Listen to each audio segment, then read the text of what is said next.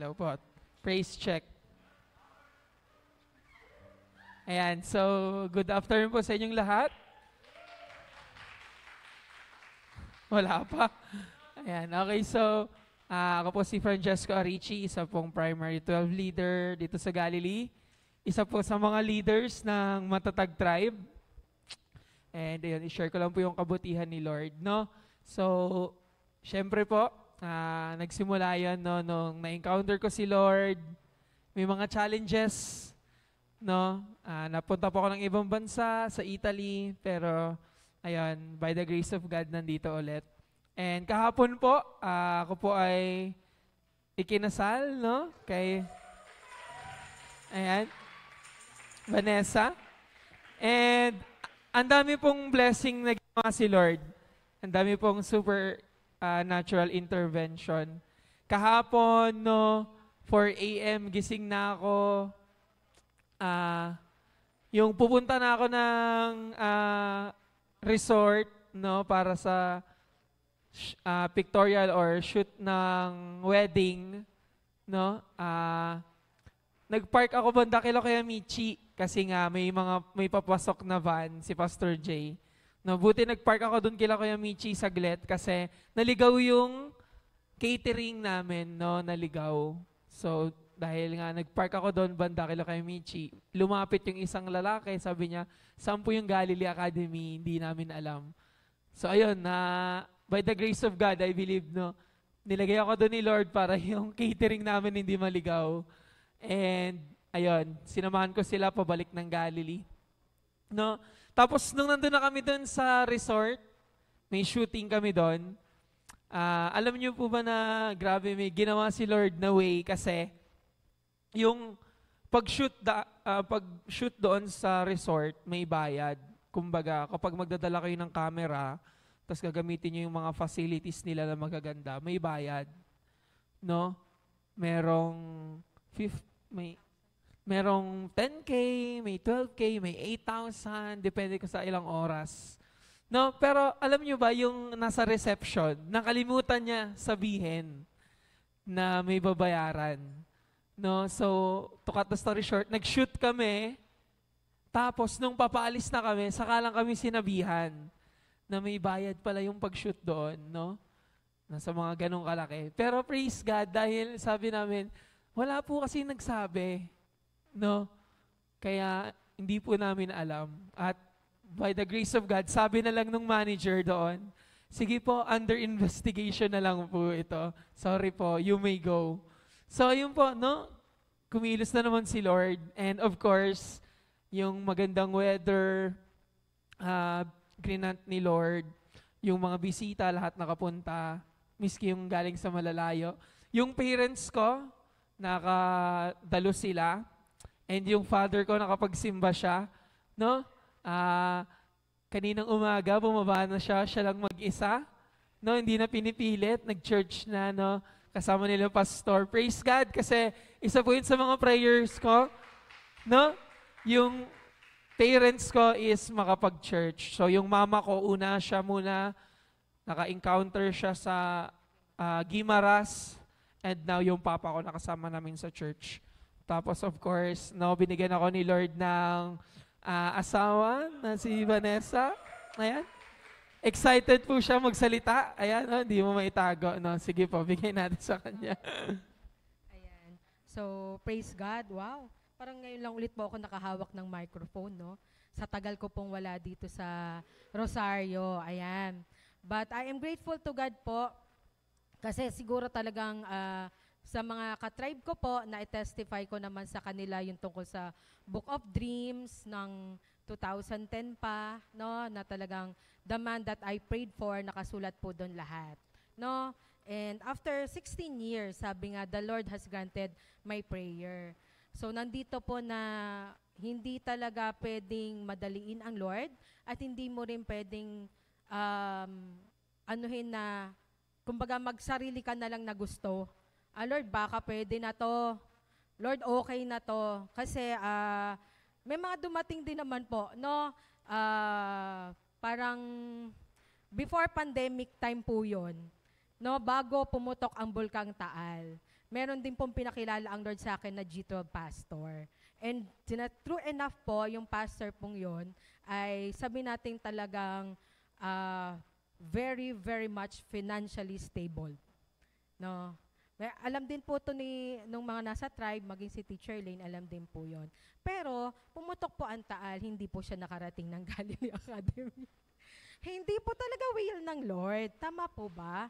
But if you will just wait and continue doing what God wants you to do, dahil nakalagay din po sa Book of Dreams ko noong 2010, Lord, yung man of God na ibibigay niyo po sa akin, yung ikakaloob niyo po sa akin, ay darating po siya kapag po yung team ay nakastand na.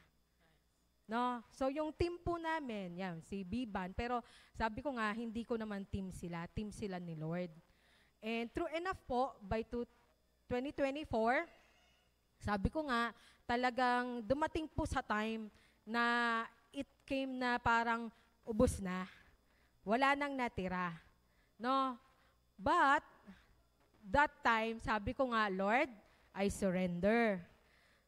Kung ako na lang ang maglilingkod pa rin ako.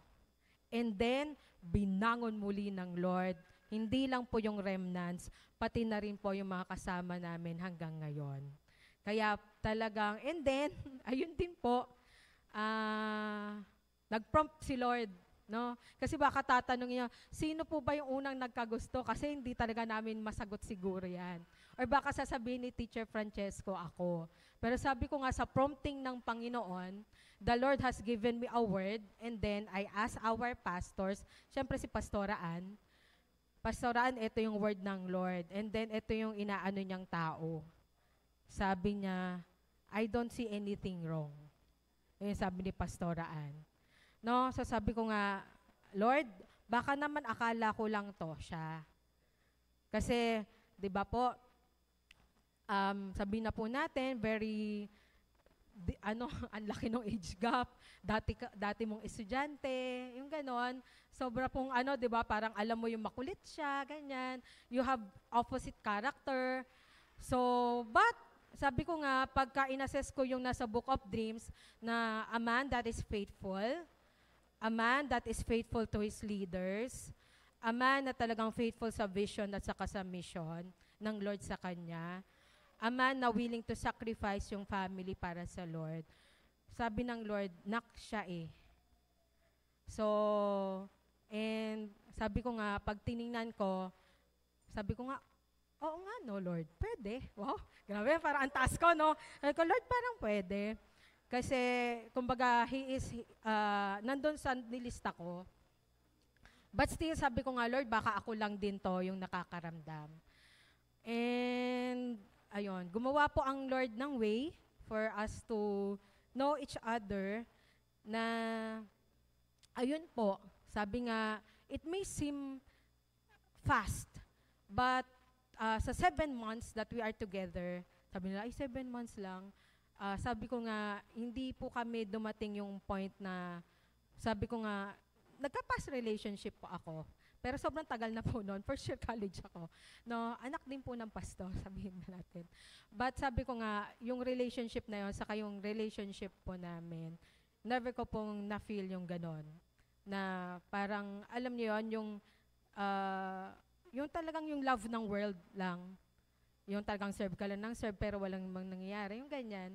But in us, sabi ko nga, I'm grateful to God. No? Sabi nga, yung opposite attracts. Yan. Opposite kami in our, siguro may mga characters kami talagang magkaiba, pero the same kami pagdating sa Lord. Kaya po, yung mga prep, yung away namin, siguro yung mga parang petty quarrel. Wow, petty quarrel. No, asar-asar, ganyan. But not to the point yung parang, alam niyo yun, away na talagang, ano ba yan? No? So, hindi po ganon. No? We talk everything out para laging maayos yung mga bagay-bagay. And ayun po, sabi ko nga, kulang man yung naging preparation namin for the wedding dahil may mga pangyayari pong dumating sa paaralan. No, but still, the Lord, sabi lang ng devotion ko kahapon ng umaga, 4 a.m., is cast all your cares upon me. Sabi lang ng Lord sa akin. Kasi talagang honestly, I don't know what will happen. But sabi ko nga, sige Lord, I just trust you. And even yung venue, lahat-lahat, sabi ko nga, damit namin, may nag-sponsor. Kumbaga talagang, at yung sponsor po ng damit namin, yun po ay pinangarap po ring damit na makapagpatahi po doon. And God's grace, grabe, hindi lang ako, pati siya, pati ang tatay ko. Grabe, no? So, yung damit from Iloilo, from Ilocos, no, nagdumating ng Rosario. At talagang si Lord kumilos din po. Pati yung place, no, kung hindi po tayo nandito kahapon, sabi ko nga yung place na inoffer is garden sa Tagaytay. Pero sabi ko nga, Lord, ano yung gusto mong lugar kung saan ako ikakasal? And I know, wala pang naikakasal sa church namin, Lord. Kaya sabi ko, Lord, gusto ko ikasal sa church. And true enough po, pinakita ng Lord, na sabi nga, Lord, kung umuulan pala kahapon at umuulan nga, sabi ko, Lord, ang hirap ikasal sa Tagaytay na open area. Tama po ba? So nakita po natin talaga yung kilos ng Panginoon when you surrender everything sa Kanya. And ayun po, so talagang sabi nga, ayun din, palabas siya, parating naman yung truck nung catering, nag-guide niya dito. Talagang, alam niyo po yon, tinahi ng Lord lahat.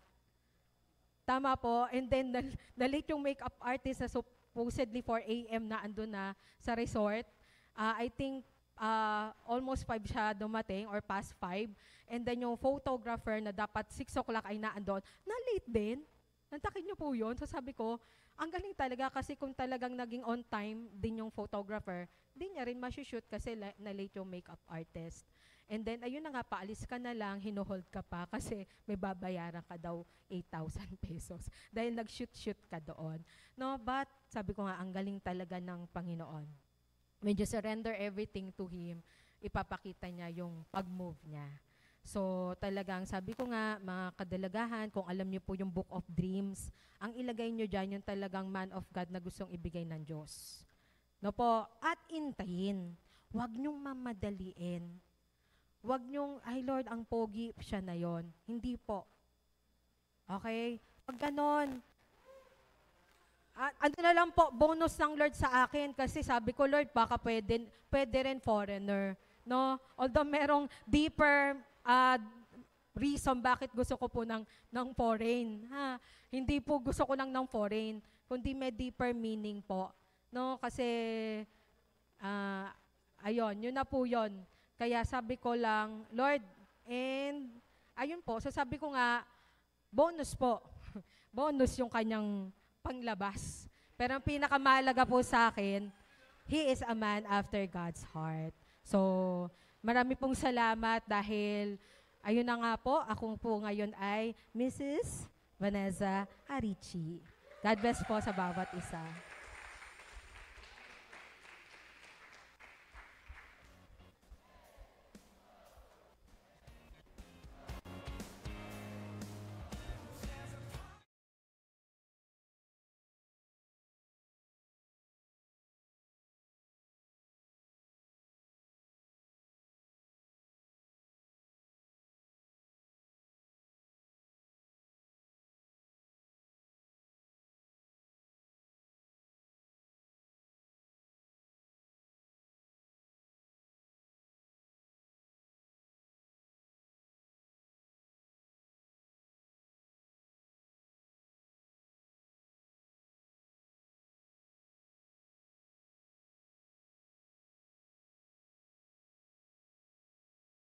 At grabe, no?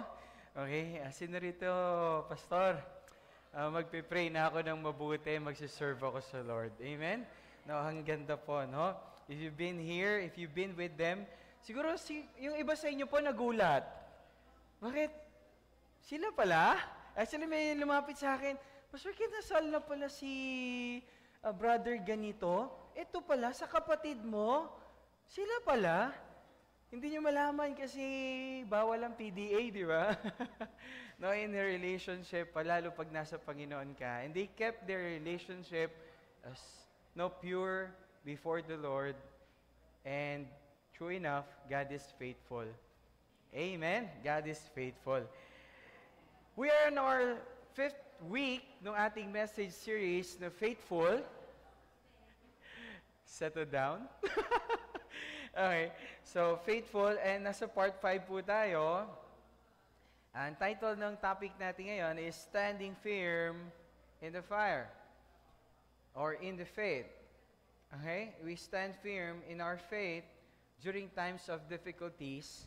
Diyan kasi tayo nasusubok. Amen? And we've been talking about the life of Daniel and his friends. At alam natin, nung panahon po na yon, ang tindi po ng challenge kasi sa mundo po, na ginagalawan po nila Daniel, hindi po nire-recognize yung kanilang pananampalataya. But every time that they stand in faith, meron pong supernatural intervention ng Diyos na nararanasan po nila.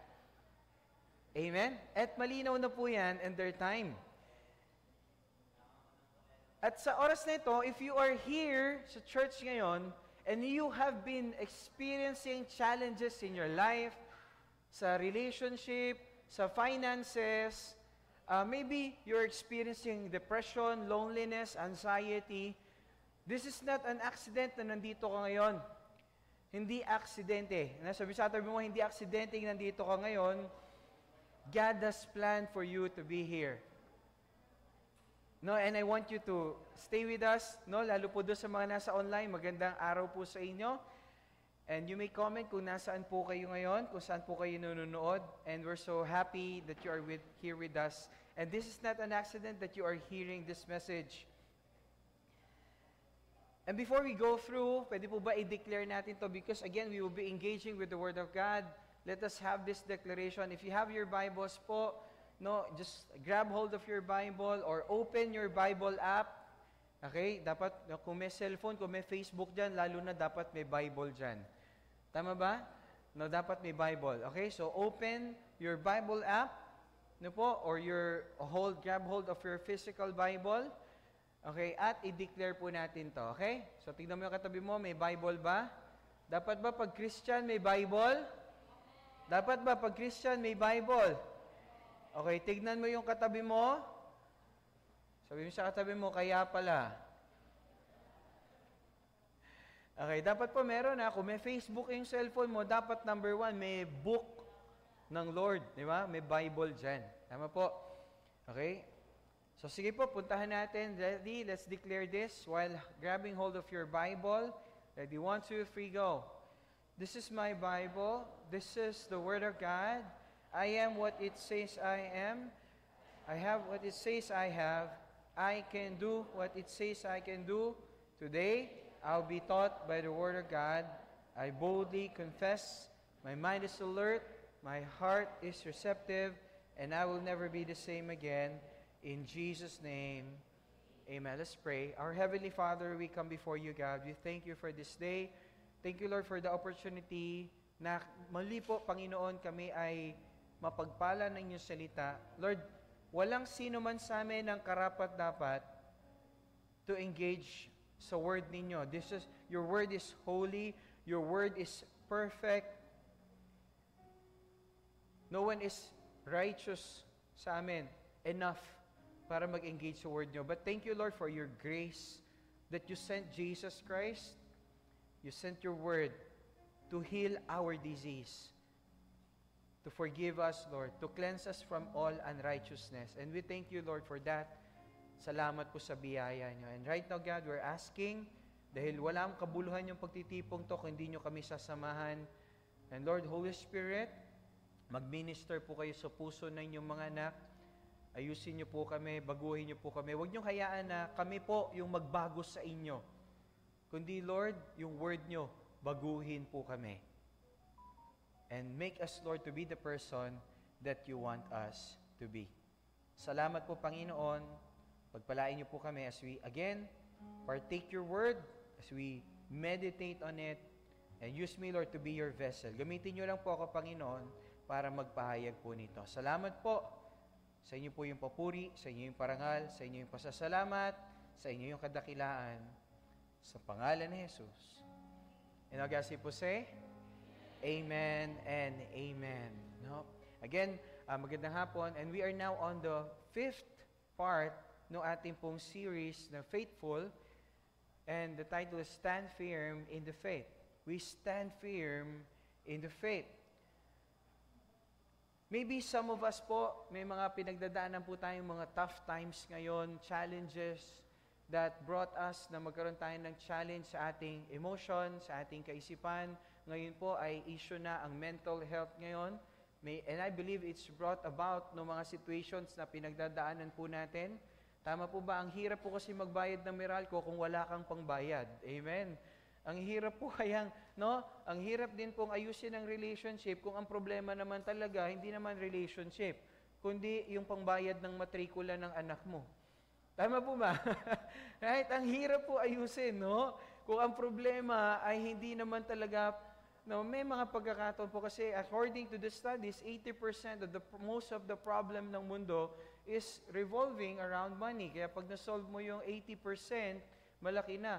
And things arise in our life, finances, problem in our relationship, problem in our ministry. And maybe for some of us, marami tayong challenge. At alam niyo po, 3 klase lang daw po ng tao meron. Yung tao na nagtagumpay sa problema, yung tao na nasa gitna ng problema, at yung pangatlo, yung taong merong parating na problema. Paano ko explain yan? Okay, nakabayad ka ng Meralco, yes! Tama? Yung iba sa inyo ngayon, Pastor, yan ang problema ko ngayon. Yung iba nag-overcome na, yung iba, ito yung problema ko ngayon, Pastor. Yung iba namang nakabayad na, sabihin ko sa iyo, may parating uli. Amen? Kaya ibig sabihin po, yun yung situation natin, and it's a circle, or it's a cycle sa buhay po natin. And at times, ang challenge po natin, may mga answered prayers tayo. At minsan yung answered prayers natin, patuloy tayo pong, alam niyo yun, para kang binabayo, no, pababa. At maaring sa ating pananampalataya, may mga nagkikriticize sa atin, or even yung sarili natin, talagang sumusunod ka sa Panginoon, at nagtatapat ka sa Panginoon, lumalapit ka sa Diyos. Kung kailan ka pa naman lumapit sa Diyos, bakit ba talaga ganun? Kasi nga dati, kakampi ka naman ng kaaway, hindi ka niya guguluhin.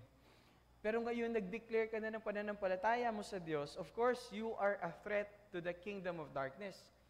And expect, naalala niyo yung mga topic natin, no? Kaya po maganda kung hindi niyo po nadaanan yung lessons natin, pwede niyo pong balikan sa YouTube natin, pwede niyo balikan sa Facebook natin, you can go back for you to be encouraged and know ano yung dapat nating itayo at itindig so that God's supernatural power can work in our lives. Kasi po, alam niyo po, may mga challenges tayo na tinetempt tayo to give up our faith.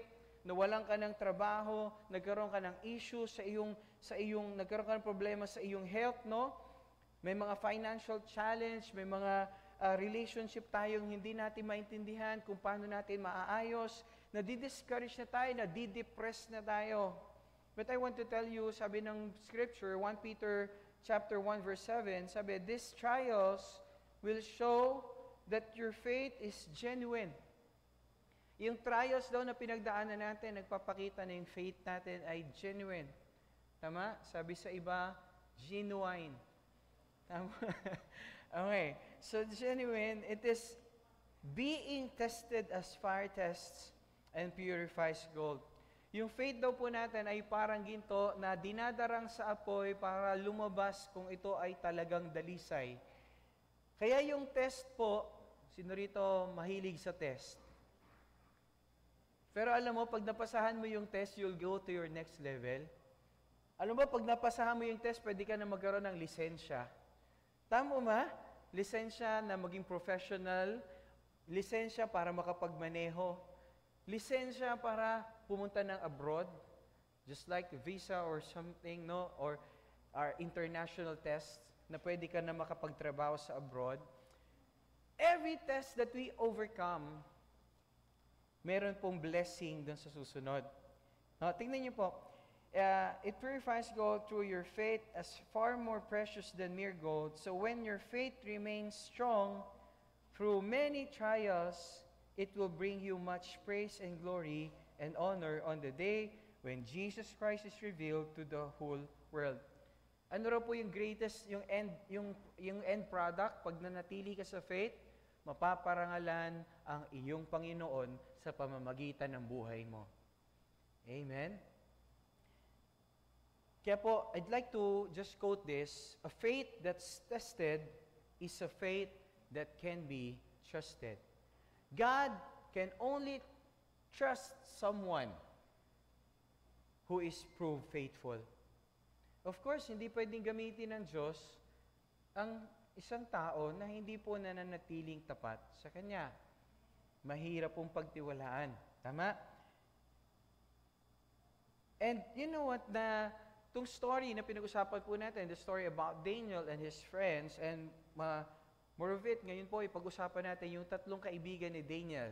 Noong mga nakaraan po, we've been talking about Daniel, but ngayon pag-usapan natin yung kanyang mga kaibigan, si Shadrach, si Meshach, at Abednego. Kasi nung time po na yon, si King Nebuchadnezzar po, the most powerful king, powerful man in the world, nung time na yon, King of Babylon, nung na-conquer niya po yung Judah, he ordered to capture the best guys, di ba? So tinipon niya yung mga kalalakihan dahil pipili siya nung kanya magiging mga instrumento para mag-govern sa land. At napili niya po, isa doon kasama ni Daniel, si Shadrach, si Meshach, and Abednego. And they were teenagers. Kasing edad nung katabi mo. Di ba? Kasi sa Galilee po, 90 pataas, yun ang young professional. Kaya kung katabi, meron ba bang 90 years old dito? Kaya wala. Kaya yung katabi mo, young people yan, teenager pa yan. Okay? Sa category sa GUCCL. No? Tingnan mo katabi mo, yan, teenager pa yan, di ba? Pag 90 pataas, young professional. Okay po? Pag mga 100 na po, yan po yung adult. Okay, young adult po yon sa Galilee. Okay, tingnan mo mabuti yung katabi mo. Sabi sa katabi mo, young people ka pa pala, di ba? Okay. So, okay, at just like, no, yung si Shadrach, si Meshach, and Abednego,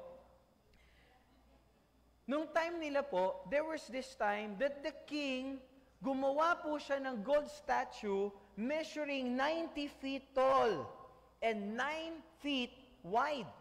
90 feet tall, 9 feet wide. No? At tong statue na to,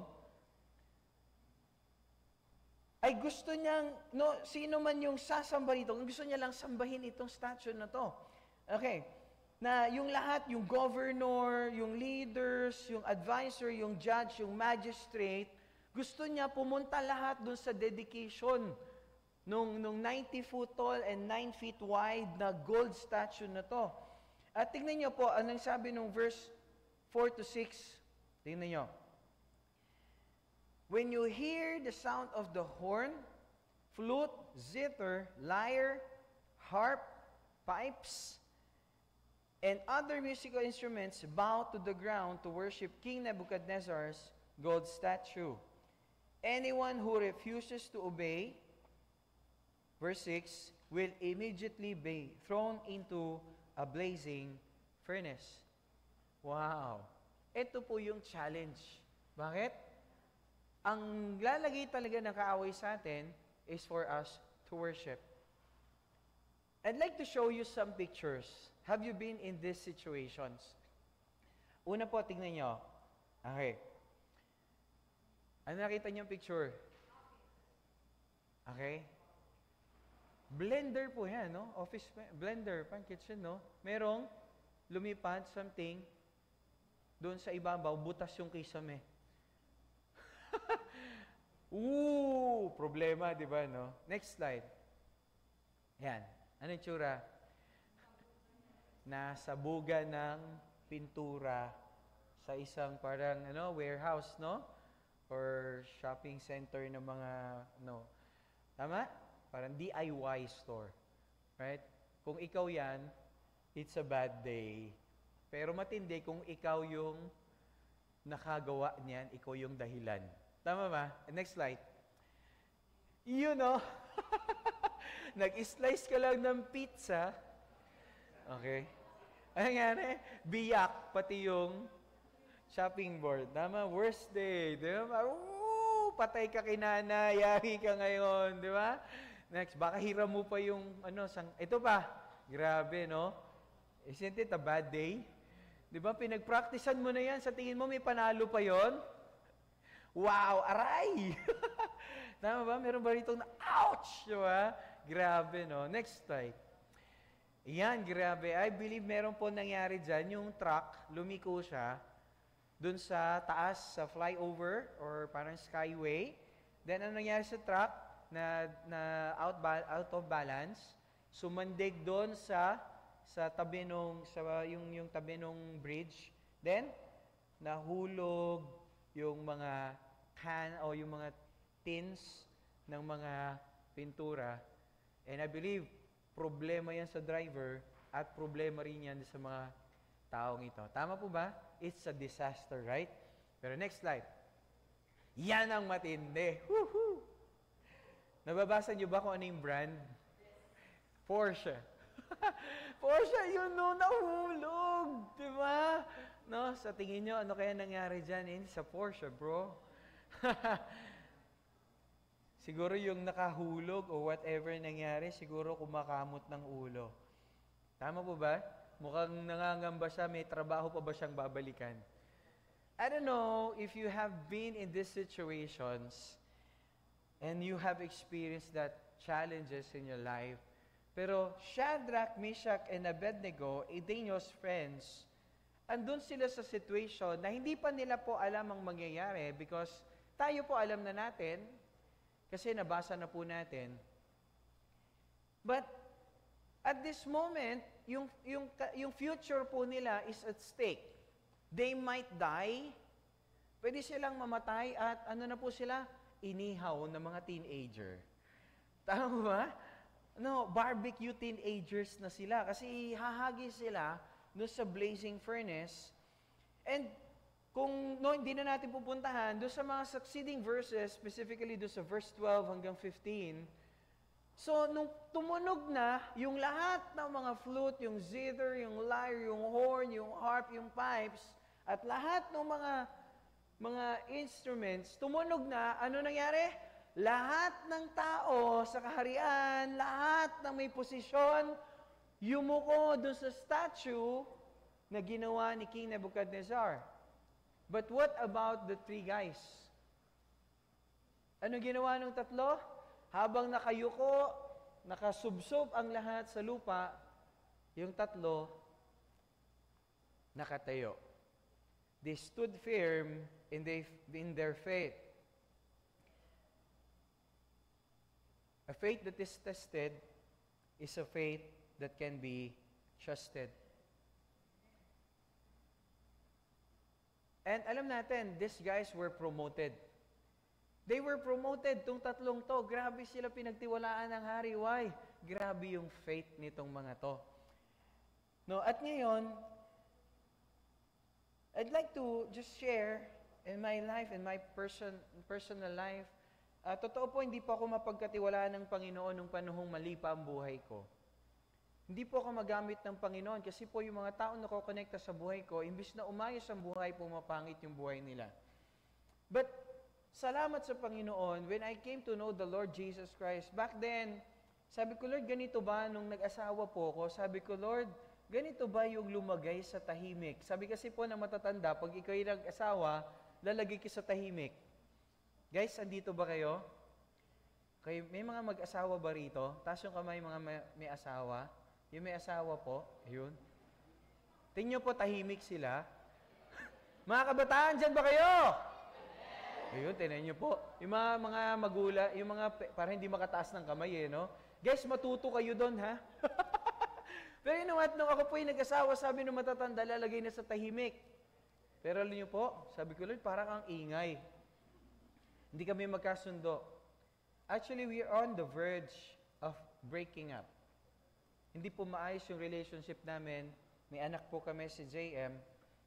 At hindi ko po nakikita na magtatagal pa yung relationship namin. Though I'm working, I'm a professional nurse back then. I'm working in the hospital. Siya po ay nasa registrar dito sa school. But sabi ko, Lord, mayroong mga bagay po talagang hindi kayang bili ng pera. Sadya po yan. And nung time po na yon, narinig ko lang with my parents, kung magulo ang buhay mo at maingay, maybe you need a quiet time with the Lord. Sabi ko, ano yung quiet time? Then in-explain nila that you need to pray every day And you need to have a quiet time with the Lord na yung word ng Lord, basahin mo and allow it na baguhin ka. Hayaan mo mangusap ang Panginoon sa iyo. So, okay, yung pala yung quiet time. And that very place, merong 2 cubicle dyan dati, that's the place dun sa may aircon, that's the place where I always daily pray back then. And that's the time that I learned yung principle na magsuko ka pala ng buhay mo sa Panginoon. That's the time na nagpipray ako, nagbabasa ako ng Bible, uwi ako sa bahay, sabi ko, wow! Siguro mga isang linggo ko ginawa. Natuwa ako, sabi ko, uy, tahimik na. Tapos, may kiss pa ako. Sabi ko, grabe si Lord. Di ba, tahimik na, may kiss pa ako. Walang away.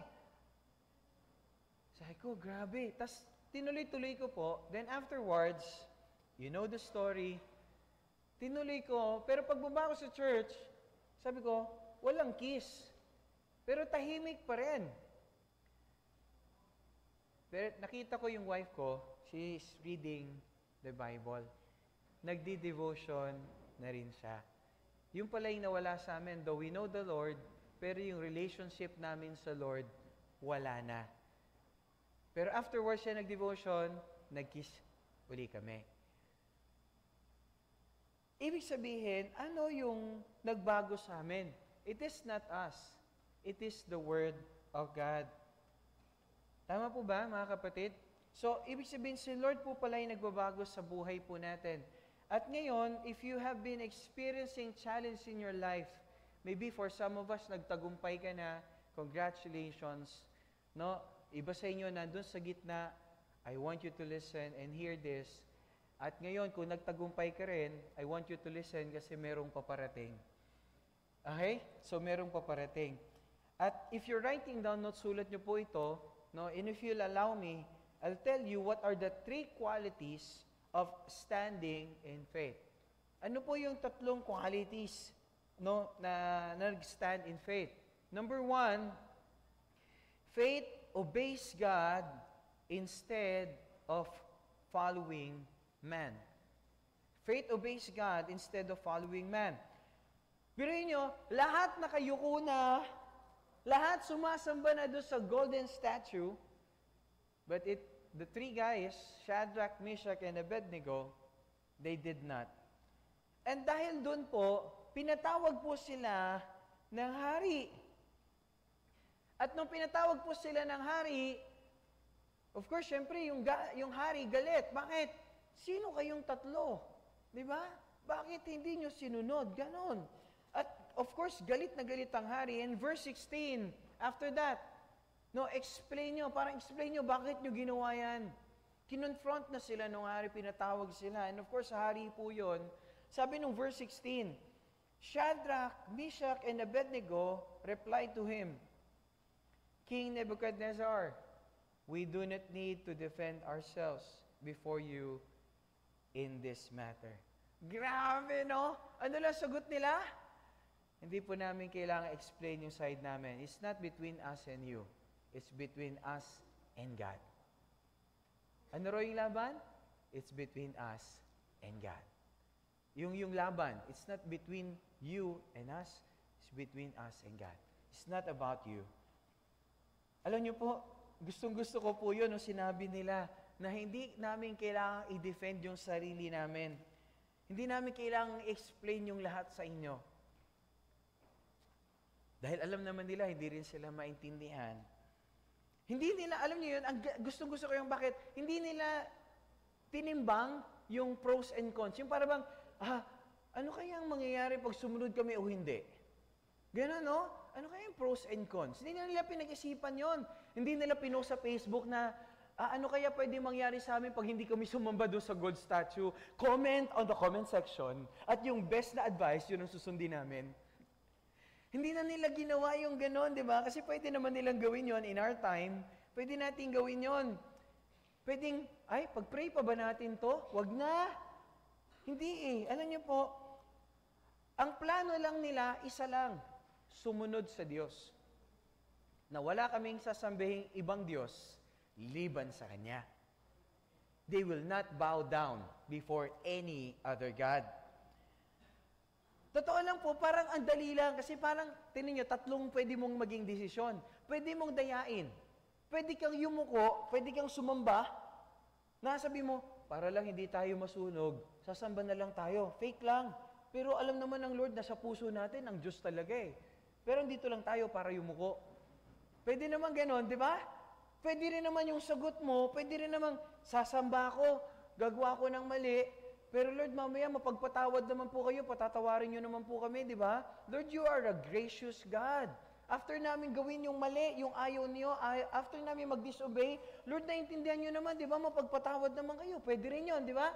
Pwede rin naman na gawin nila, sa katwiranan nila, Lord, paano kung mamatay kami? Kung mamatay kami, sino po magkukwento ng mabuting balita sa next generation? Kaya ingatan namin yung buhay namin. Gagawin na lang namin yung lahat ng compromise para hindi kami mamatay. Kasi sino magbabalita sa next generation? But that is not the case. Hindi yon ang ginawa nila.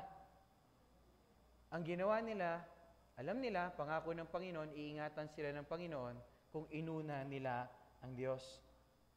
Kapatid, I promise you, if you are committed to the Lord and you serve the Lord, Satan will do, all hell will take or will get loose so that lagay ka sa lahat ng situation para ma-compromise ang pananampalataya mo.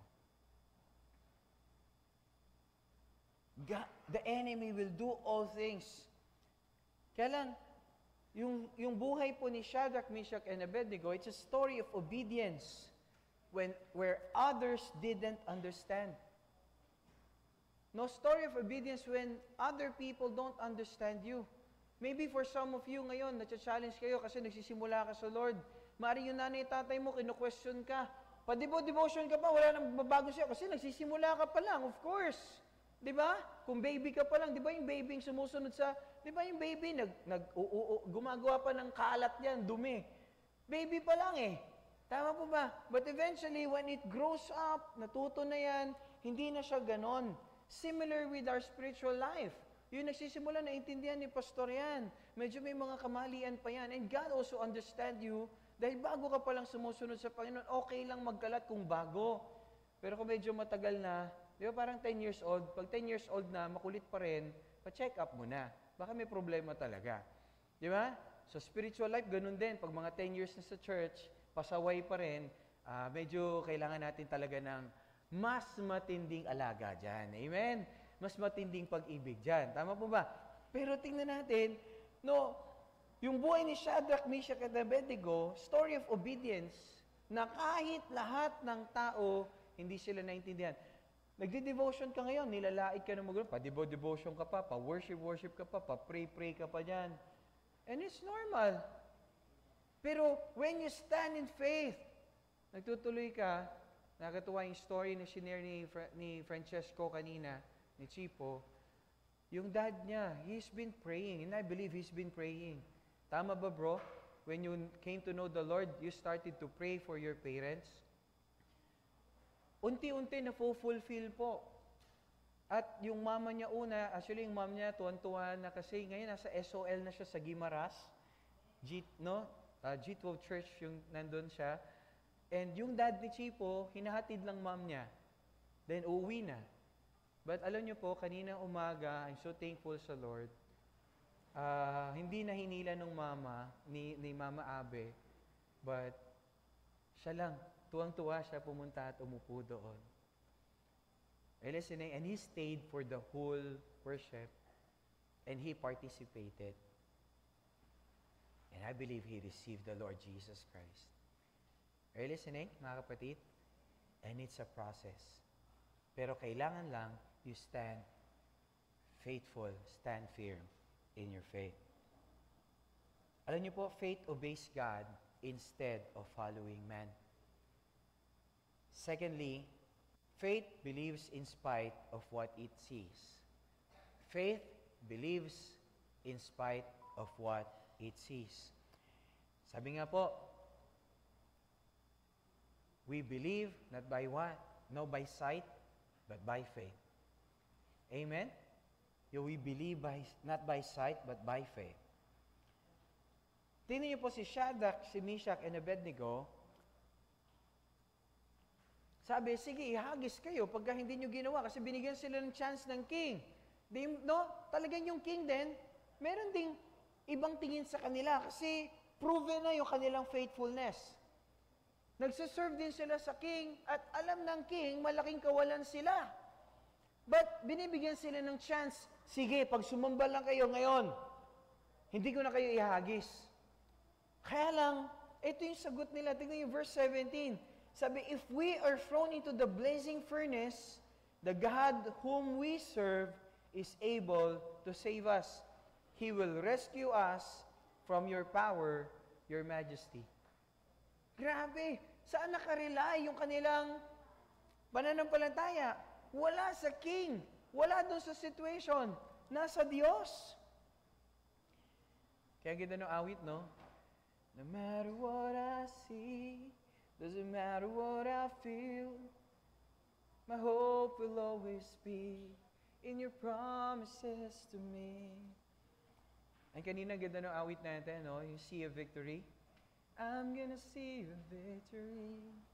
I'm gonna see a victory. For the battle belongs to you, Lord. No matter what I see, my faith says God is willing and able. Alam nila, ihahagis sila. Pero ang pananampalataya nila, Lord, hindi kami magiging teenage barbecue. Is it what? Chicken barbecue. So, teenage barbecue. Kapatid, meron ka ba nakitang bad report on your health? Meron ka ba nararanasan ngayon? No, yung bad report sa health mo, pero ang sinasabi mo pa rin, my God will heal me. My God is a healer. Di ba meron bang problema sa relationship? Ang faith mo, my God restores. Meron ka bang kakulangan sa needs mo, sa finances ninyo? Pero ang sinasabi mo pa rin, my God provides. My God is Jehovah Jireh. He is my provider. And He will supply all my needs according to His riches and glory in Christ Jesus. No, at ang sinasabi mo pa rin, kahit meron ako situation talaga, my God is willing and able to provide. Ang Lord, ang Diyos ko magpo-provide.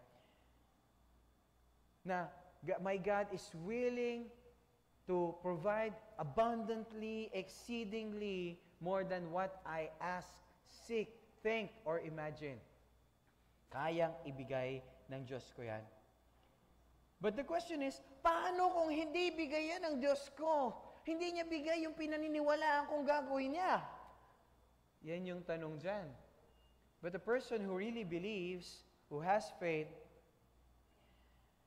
the next line, faithful obedience is our responsibility. The outcome is God's. A person who has faith, gagawin mo lang yung part mo, and you will trust God with the results. Kasi alam niyo po, nalagay talaga, tayo po nabasa na natin, yung storya, alam natin nangyari, dahil tumayo sila sa pananampalataya, but at their time, they are just making history. Gumagawa pa lang sila ng history na nabasa natin ngayon. For us na encourage ng Lord, maybe you're in a situation na para kang nalalagay sa compromise. Tama? Pero alam niyo po, nakakatuwa ang Panginoon kasi faithfulness talaga is obedience, no, na yan yung part natin at yung outcome, pinagkakatiwala natin sa Panginoon. Tingnan niyo verse 18. Sabi ron, but even if, kahit ihagis na sila doon, kahit hindi sila iligtas ng Diyos, yun ang ibig sabihin. Kahit hindi kami iligtas ng Diyos, kasi sabi nila, God will rescue us. Kung ihagis nyo kami ron, God will rescue us. Pero sabi niya, but even if God doesn't, we want to make it clear to you, Your Majesty, that we will never serve your gods or worship the gold statue you have set up. What a great faith! Na para bang mayroong alok na kinilig yung crush mo, may message ka, at crush ka rin niya. Pero sabi mo, Lord, this is against my conviction because he is an unbeliever. At ang sabi niyo, Lord, do not be unequally yoked with an unbeliever. Lord, paano to? Hindi ka na magtatanong na gano'n kasi yung word ng Lord, ang part mo ay sumunod, ang Lord bahala. Lord, baka hindi na ako makapag-asawa?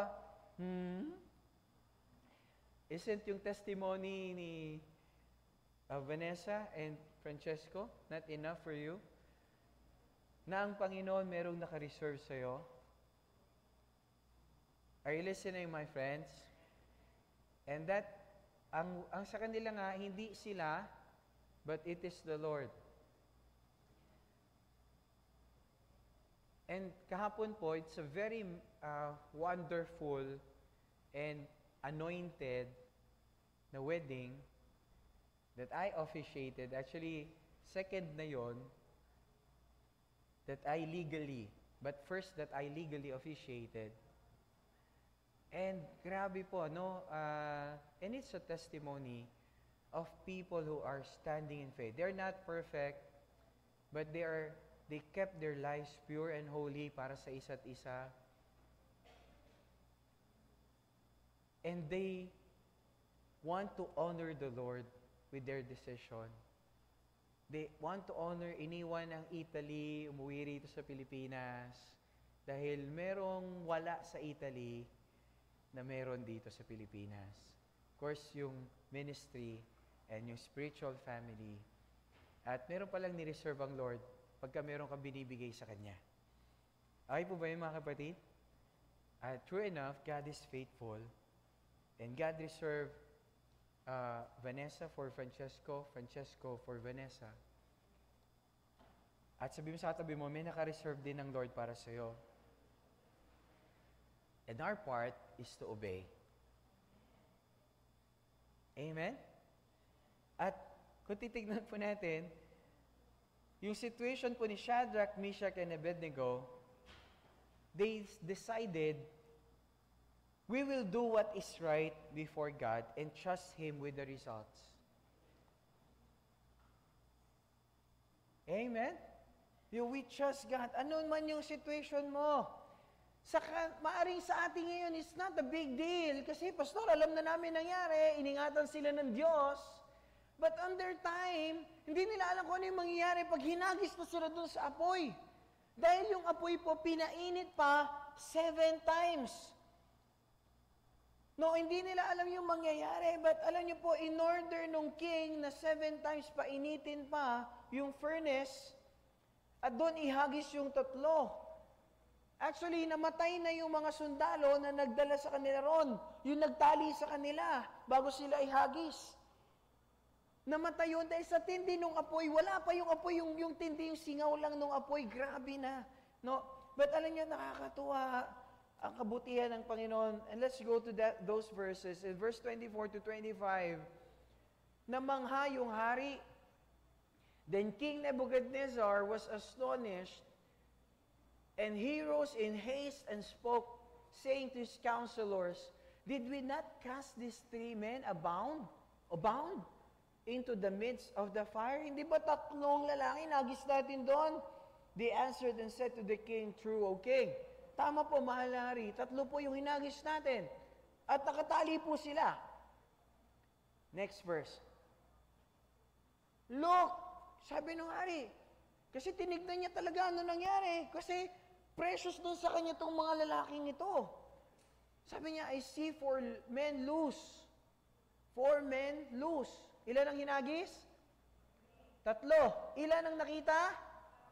Sabi niya, walking in the midst of the fire, and they are not hurt, and the form of the 4th is like the Son of God.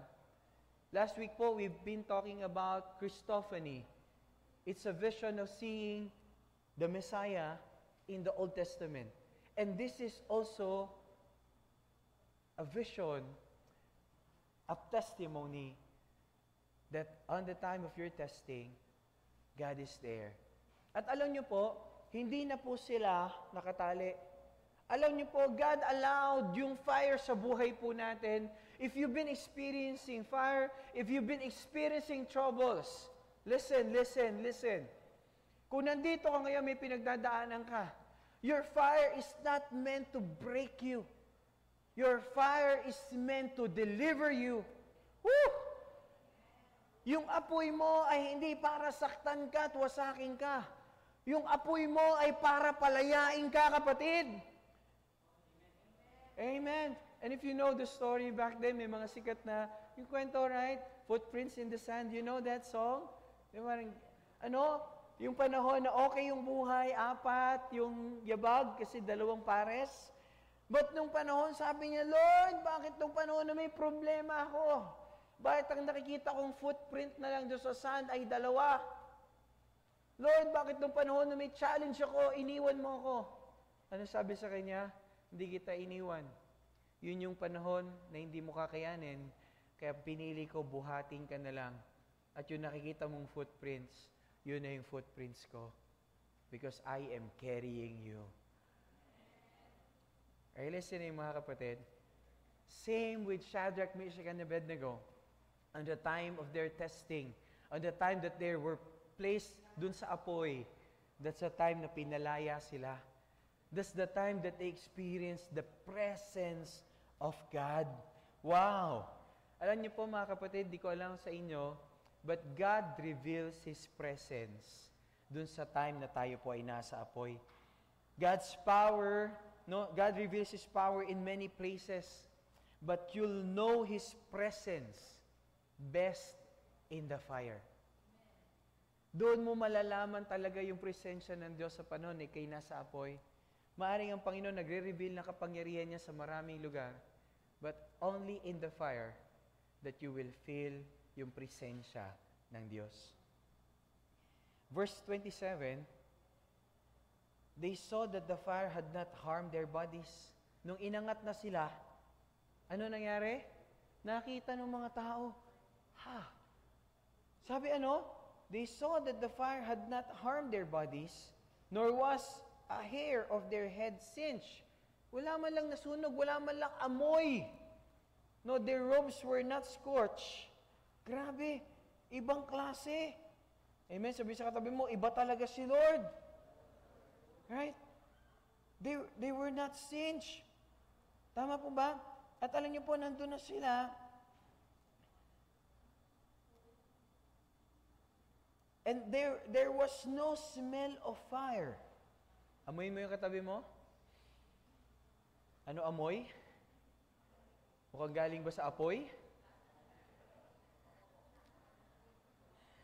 Pero alam niyo po, walang bakas. Bakit? It's because of the presence of God, presence of the King of Kings, presence of the Lord of Lords, and the Creator of heaven and earth. Grabe, tuloy natin yung palakpak sa Lord. Grabe. Hindi po sila yumuko, hindi po sila sumamba dahil sa Diyos. At dahil doon, hindi po sila nasunog. Hindi sila gumawa ng mali. Hindi sila nag-compromise. At dahil doon, hindi sila nasunog kahit amoy, wala. Alam niyo po, hindi po madali yun para sa kanila. Ngayon po, madali sa atin, nabasa na natin. And that time, that's not an easy decision.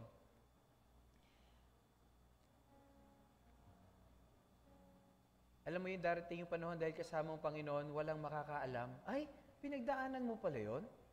Talaga? Bakit? You remain faithful to the Lord. Hindi mo binitawan yung testimony mo. Kaya ang bango ng amoy mo. Hindi ka amoy sunog. Ang bango ng amoy mo, amoy Diyos. Amoy ng Lord ang naamoy sa iyo. Just like Moses, nagbabad sa presensya ng Diyos. Pagbaba niya, nagdinding siya. Bakit? Kasi yung presensya ng Diyos. I don't know about you, but alam niyo po, I am blessed kahapon with the testimony rin ng mga kapatid. Of course, sister ko yon, so happy for my sister. As well as I'm so happy for Francesco. May mga bagay po sila na tinalikuran po nila.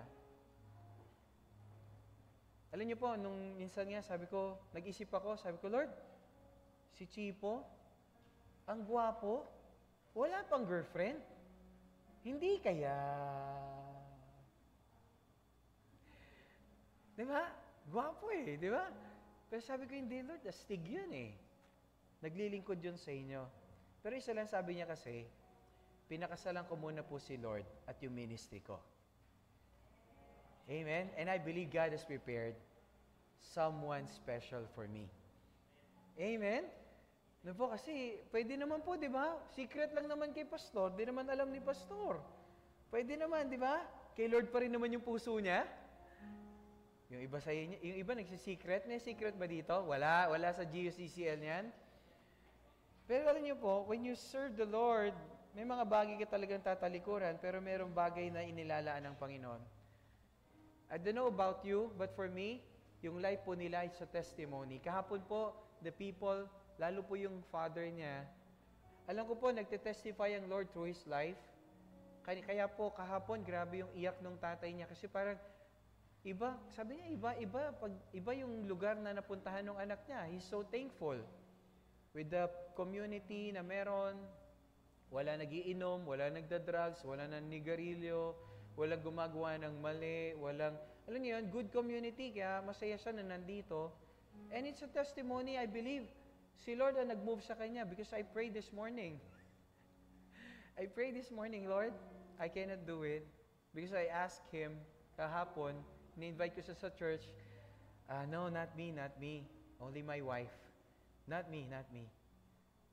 But, alam niyo po, salamat sa Panginoon, nauna pa siya rito, maaga pa siya dumating. And I'm so thankful sa Panginoon. And I believe nagsisimula pa lang ang Panginoon. Amen? Tama ba? And if He's watching, I'm so thankful. And sinabi ko rin naman sa kanya kanina. And it brings glory to God. Amen? No? Marami man tayong challenges, pero merong ginagawa yung Panginoon. Tingnan niyo po rito, I'd like to read this in verse 28. Ito po yung nangyari. Nung inalis po sila ron, alam niyo po, walang naamoy sa kanila. Dahil kasama mo, Panginoon, kahit anong challenge yung mangyari sa iyo, hindi na sabihin, may pinagdaanan kang ganon? Hindi halata. Bakit? Kasama mo kasi ang Panginoon Amen. No, and you know what sabi rito? Then, Nebuchadnezzar said, praise to the God of Shadrach, Meshach, and Abednego.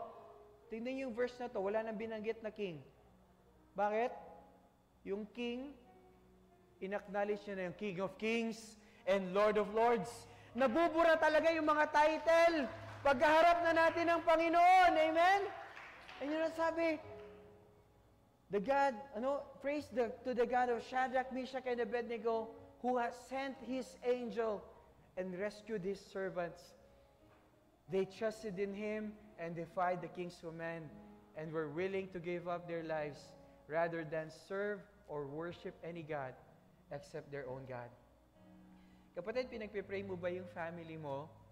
Na Lord, one day, yung family ko, yung asawa ko, yung mga anak ko, Lord, come to serve you. Since he came to know the Lord Jesus Christ, he prayed for his family. And alam niyo po, dahan-dahan, as his pastor, nakikita ko po yung journey niya. Dahil yung mga decision na ginagawa niya, palagi niya inisip ang Panginoon in his finances, in his family, in his relationship. Inisip niya palagi ano gusto ng Panginoon. Decided to leave Italy, masarap na buhay, para po tumira sa Pilipinas. Malamig purong kumpara sa atin. But he decided to trust the Lord. And sure enough, God is faithful. Amen? At kanina po, sa testimony, kanina naiyak po ako up to now, seeing his parents worshiping the Lord. It's a testimony of God's faithfulness. Amen? Sabi sa katabi mo, stand firm on your faith. Sabi sa katabi mo, stand firm on your faith. Stand firm on your faith. Your fire is not meant to hurt you. It's not meant to break you. Because the weapons may be forged against you, but no weapon against you will prosper. Because ang Diyos mo ay yung King of Kings and the Lord of lords and creator of heaven and earth. Stand firm in faith. Stand firm in faith. Stand firm in faith. Stand firm in faith. Stand firm in faith.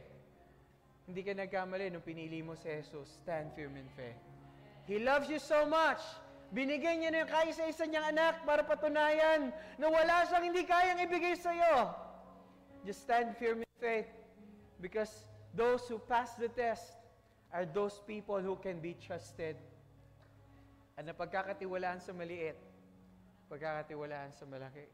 God wants to trust you with His riches, His glory, His riches, His glory through Jesus Christ. Amen? I don't know kung ano pinagdadaanan mo ngayon, nagtapos ka ngayon, problema mo, may parating. Pero ngayon, nando ka sa middle of your storm. I just want to encourage you right now. Come before the Lord. He loves you so much. Amen? Pwede bang taas natin yung ating kanang kamay? Pwede bang hagurin mo yung balikat ng iyong katabi at sabihin mo, love na love ka ng Lord. Amen? Sabi mo, love na love ka ng Lord. Amen? Pwede ko po bang hilingin yung bawat isa? Let's come before the Lord. And as a gesture of faith, once again, we've been talking about Daniel kneeling down before the Lord. At alam niyo po, ang daming testimony. Nung natuto tayo na yumuko muli sa Panginoon at lumuhod sa harap ng Hari ng mga Hari, Panginoon ng Panginoon, ang dami pong breakthrough nangyari. Ang daming testimony. At ngayon, once again, can we kneel down before the Lord and acknowledge na siya yung Hari ng mga Hari, Panginoon ng mga Panginoon. Pwede po ba yun? Kung hindi po mahirap sa inyo na lumuhod, pwede ko po bang hilingin na tayong lahat ay lumuhod? Let's come before the Lord.